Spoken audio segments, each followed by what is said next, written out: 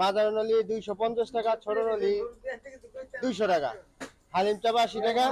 আপনাদের ভিডিও দেখে যারা আসবো তাদের জন্য রুটি আর নলি একসাথে দাম ধরা হইব।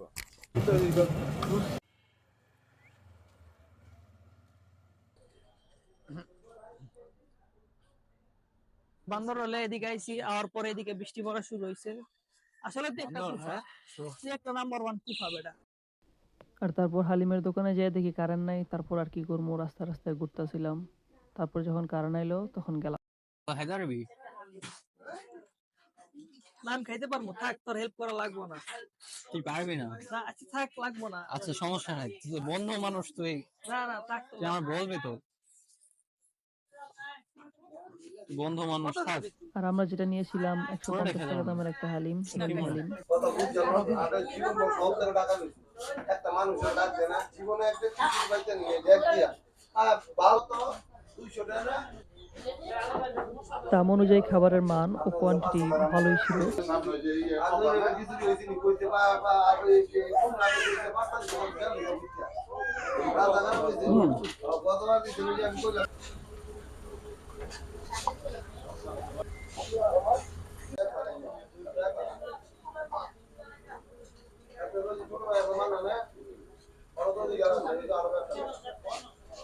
আসসালামু আলাইকুম।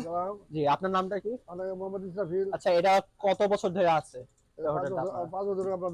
5 বছর ধরে। মাদার নলি 250 টাকা, ছোট নলি 200 টাকা, হালিম চাপ 80 টাকা, 100 টাকা, চিকেন চাপ আছে 130 টাকা, গ্রিল আছে 120 টাকা কোয়ার্টার, আর নরমাল নান হয়েছে 15 টাকা, বাটার নান হয়েছে 30 টাকা।